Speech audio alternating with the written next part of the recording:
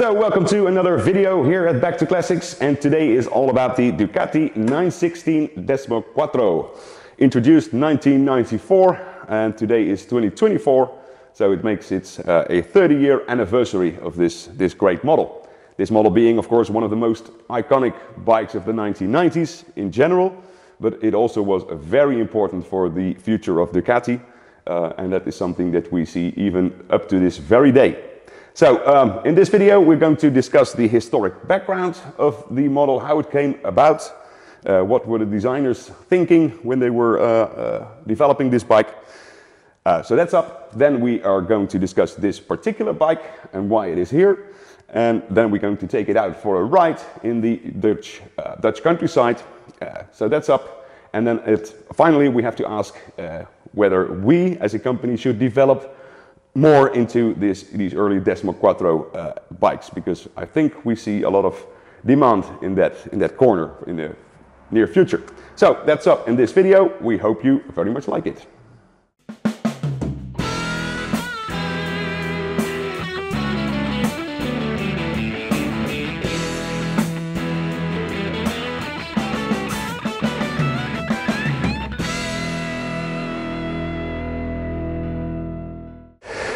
So, the historic background of the 916. We have to go back to around the second half of the 1980s, when Ducati had the 750 engine, of course, at its limit.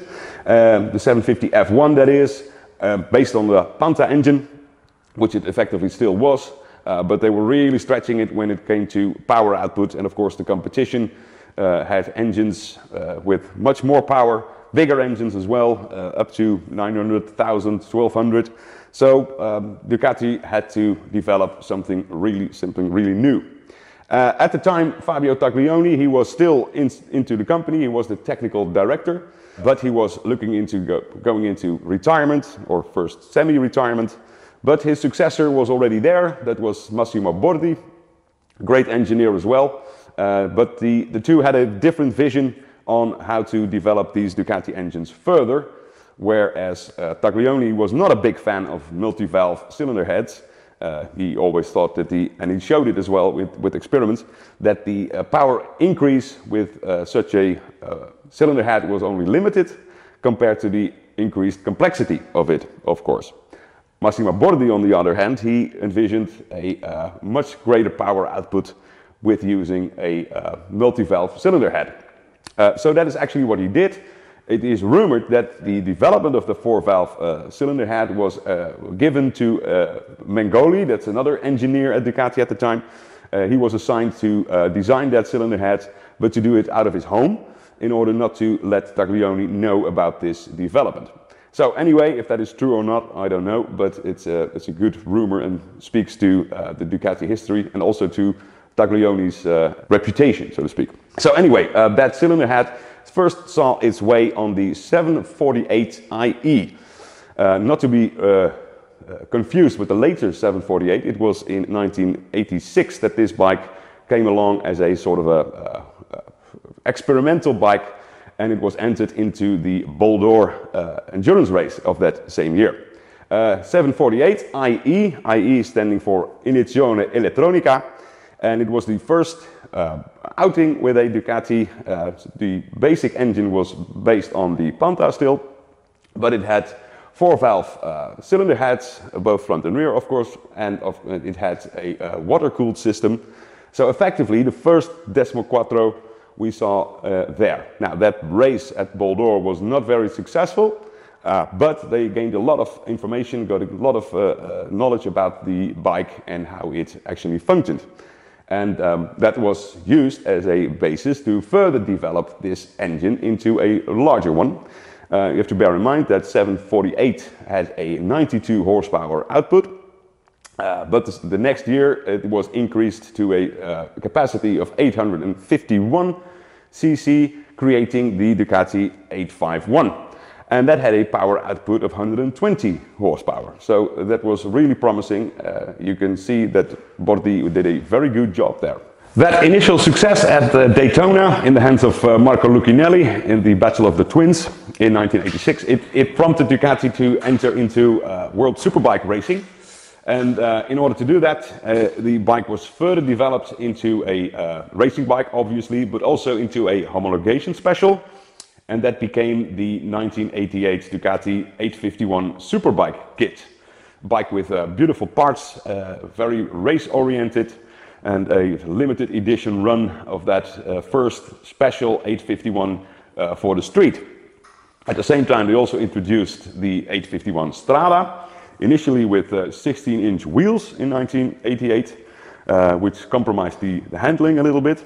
But later, and that became in 1989, it became the 851 Strada with 17-inch wheels, and that throughout the years was regularly available as a Strada model. Now, at the other end of the scale, with the homologation specials, there were a numerous amount of models created through the years, all with the SP designation, standing for Sport Production. Initially the SP, obviously, the SP2, 3, 4, but also the SP Omologato, the SPO, you had the SP Corsa. The engine as well was developed every year for both for racing and for street use. So there were increases in power, but also increases in reliability, parts that were further developed, like the crankcases, initially being that of a Panta, now beefed up and more suitable for the increased power. So there was a development range starting in the early 1986, when they was first introduced, lasted until the end of the production run of the 888. In racing, it was very successful as well, in the hands of first Raymond Roche, who won the World Superbike title in 1990 with the 851, and then the year later Doc Polen was the winner of the championship on the first initial 888, at the time only available for the Ducati Corsa. Later it saw its way on the 888 street models as well, and again he won the championship in 1992, so 2 years in a row he won the championship outright, which was very, very promising, and put Ducati on the map with this large capacity, 4-valve per cylinder, water-cooled, fuel-injected engine. A really advanced technical layout of this bike, while keeping the weight at a very, very minimum. These racing bikes, they were running around 145 kilograms all set. So that was a very big advantage over the much bigger Japanese bikes. But the 851 and the 888, they deserve a video on its own, because it is a huge history lesson with all these different models and what they all entail. So we might do that at some point in the future. But as this video is about the 916, there is a lot more to discuss here. Because when you look at the 851 and the 888, although technically at a very high level, very good handling, very nice power output as well, but the bike is not really as striking to look at as this 916 is. There was a approach of a well-sorted frame, a well-sorted engine, and then the rest of the bike that was sort of formed around it, which was the way bikes were developed, not only at Ducati but across the whole of the industry, up until the point the 916 made a revolution. So in order to have that story properly told, we have to get into the background of Ducati at the time and how it was organized. Ducati as a company was part of a large Italian conglomerate, industrial conglomerate, in the hands of the Italian government throughout the 1960s, 70s and early 80s. But it was still struggling as a company on a financial level, because it was a very small motorcycle manufacturer, and it had to keep their workforce busy building diesel engines for VM Motori throughout many years. So, like I said, it was struggling. Then in 1985, the Castiglioni brothers took over Ducati. They already owned Cachiva, and that is why, of course, you saw at the end of the 1980s a lot of Cachivas with Ducati engines on the market. But these Castiglioni brothers, they had a good idea about the future of the motorcycle industry, and they saw the importance of having a name with good heritage and of course the Italian heritage linked to the product, and a way to sell more motorcycles than they currently did. Especially Claudio Castiglioni had a good friend in the form of Massimo Tamburini, who was famous as one of the founders of Bimota, but also a very, very good engineer and designer of motorcycles throughout the years. And well, like I said, he was good friends with Claudio Castiglioni, and he was asked to join Ducati in order to develop a completely new bike around the 851, 888 engine and frame platform. And that was started in the early 1990s. By 1991 we saw the first prototypes appearing, and that eventually came to a market introduction in 1993, being the 916 you see here. Now the approach of Tamburini was completely different than what was usually done in motorcycle industry or at Ducati at the time. Like I said, bikes were more a collection of parts than a complete holistic approach when it came to design. But that was changed with the 916. This effectively was the first bike that was developed from that holistic perspective. And that is what Tamburini, in his genius, did with the 916 in the early 1990s. So whereas the 851 and 888, like I said, were this collection of parts, this was a sculpture on the road. So it was effectively built around the same engine as the 888, only mild increases of power, mild increases of development. But other than that, it was created around an idea that Tamburini had on the sculpture of this motorcycle. So the whole fairing, the frame, the seat, and the tank as being part of one sculpture, that was the basis of this motorcycle. And then, of course, every component that it further has was a development with the idea of the holistic view that he had behind it. Like the exhaust, for instance, being tucked under the seat, but not only these exhaust mufflers, but also the whole way the exhaust runs is completely different approach as to how it was developed before that. Same goes for the headlight unit, for instance. It is a casted piece where the two headlights are fitted to. Beautifully designed on its own. You cannot even see it very good on the outside of the bike, but if you look at it, it is a beautiful and integral design approach to a motorcycle. And that struck the industry really, really like a hammer blow in 1993 when this was first introduced.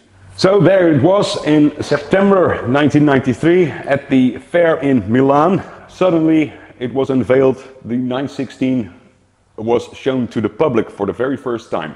Now that was a huge, huge thing in the motorcycle industry, because up to that point nothing looked as beautiful as this bike did at the time. And that was, of course, because of that whole design approach that Tamburini took with developing this bike.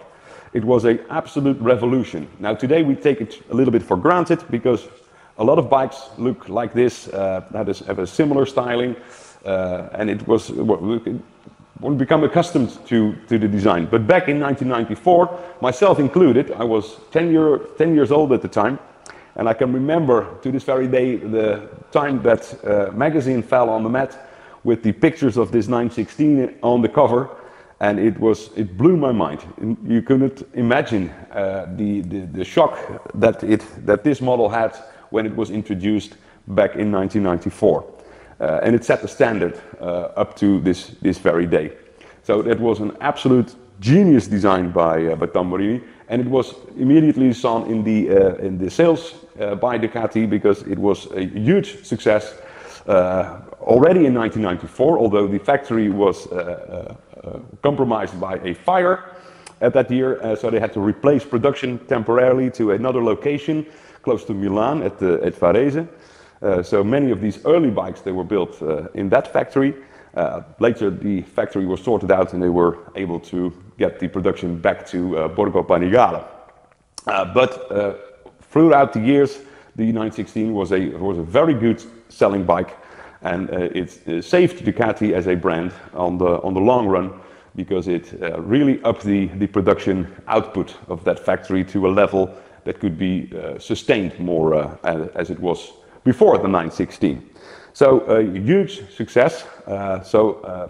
Beautiful bike, because of that holistic integral styling that Tamburini so geniusly created. So let's go over the details a little bit about this bike, and do a walk around. So, like I said, let's do a walk around, starting with the front. These Brembo 17-inch wheels with the Showa front fork and Brembo calipers, and of course that beautifully shaped fairing running into the airbox that you see here. That's underneath the fuel tank. It's an integral part of the design, and initially introduced in the 916, where this whole piece covers the top of the frame and is also serves as an airbox for the air intake. Here is this casted aluminium holder system for the headlight I was talking about. And you see there also integrated are the stems for the fairing bracket, and of course for keeping that instrument panel there. That's right. All designed as one piece. The exhaust system coming up from underneath on the right side of the engine, and then curving upward to be tucked under this seat unit. And of course this beautiful exposed rear wheel with the single-sided swing arm. Again, the 3-spoke Brembo version of the early bikes.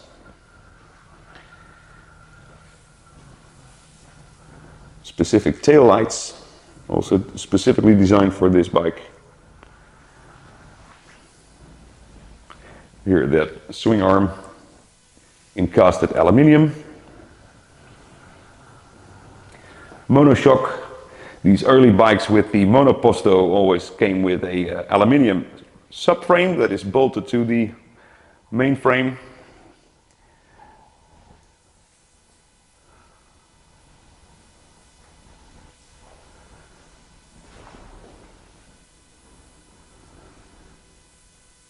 And of course these iconic headlights that were so famous on these Ducatis.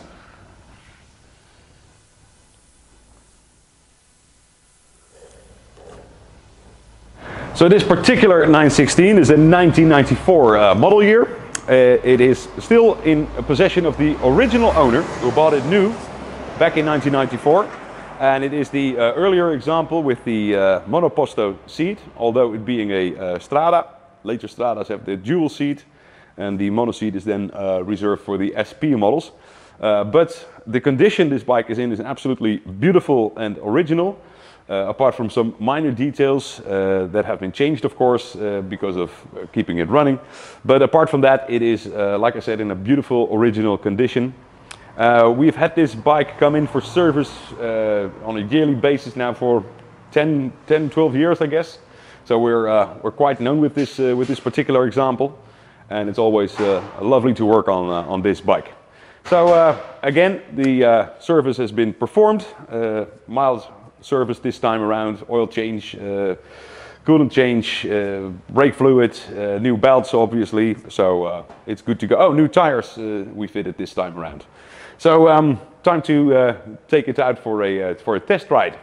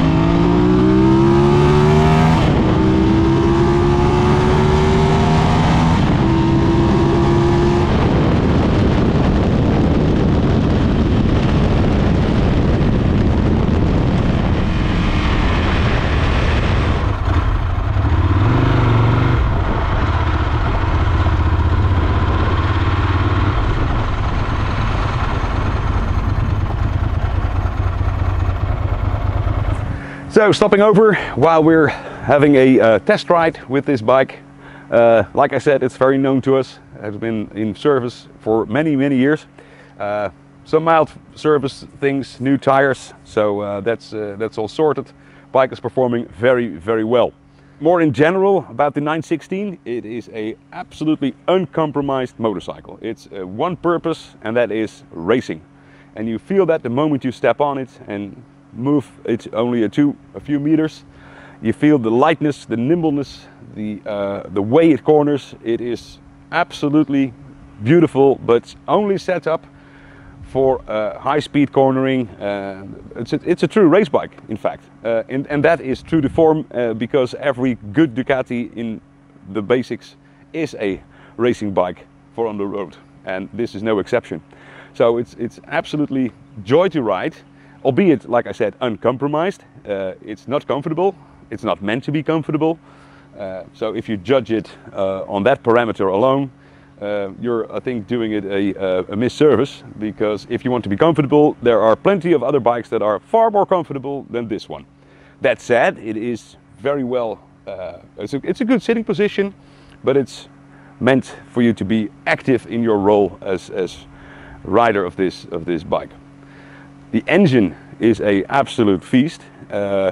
If you compare it with the earlier engines like the bevel drive or the 750 Panta engine, this really likes to rev above a certain point. 8,000 RPM is about the absolute maximum you can get out of a bevel drive engine. At that point there's no more to be gained there, apart from some very special racing engines. But this is a completely different story. It changes behavior above the 8,000, 9,000 RPM range, which starts screaming and it becomes a whole different beast. Actually you can see there that Massimo Tamburini did a fantastic job in creating and tuning this engine, and also showing how well a multi-valve cylinder head can handle large quantities of gases, both inlet and exhaust, at that high RPM. So he did a wonderful job, in fact proving Taglioni wrong with his opinion about multi-valve cylinder heads. So beautiful in that. Of course, this laid the basis for many other Ducati models to follow with the multi-valve cylinder head, but this was at the beginning of that. So absolutely a joy to take it to 10,000 RPM, because it really likes it. Again, true to form, because it is a proper racing bike. What else is there to say? Well, I guess not much, other than it is a beautiful bike to own, beautiful bike to start getting into your collection perhaps, because now with 30 years old, it has become a classic, and because it's so iconic, and because it was such a shock when this bike came to market in '93, that it is regarded as a true classic, and try to find one right now, I would say. These bikes were at some point again not sought after. They were just old and second-hand motorcycles, but now they start to become very much attractive in the field of classic motorcycles, and therefore it is hard to find a good one like this one is. So that's one beautiful thing for the owner of this bike to know about this bike in particular. So well, that's about the test ride a bit done. It's beautiful weather, so it's certainly no punishment to having to drive this back to the workshop right now. So maybe you can join us there. So back in the workshop, as you can see, after a great test ride, performing very well, no issues to report. So this bike is now ready to go back to its lucky owner, still the first owner from when the bike was new. So that's about this bike. Now we have a question for you. Would you like to see Back to Classics moving into the direction of these early Desmoquattro bikes in restoration, parts, etc.? Parts are becoming very scarce for these models. So it'll be quite an investment, quite some time before we are up to the level that we are with the bevel drive engines and motorcycles that we are restoring constantly, of course. So let us know in the comments what you think of that. Would you like to see us picking up more of these bikes on our YouTube channel, but also here in the workshop, and with everything that is to be done with these bikes. So we're interested in getting your opinion on that. For now, this concludes this video here. Thank you very much for watching. Toodledokie. See you next time.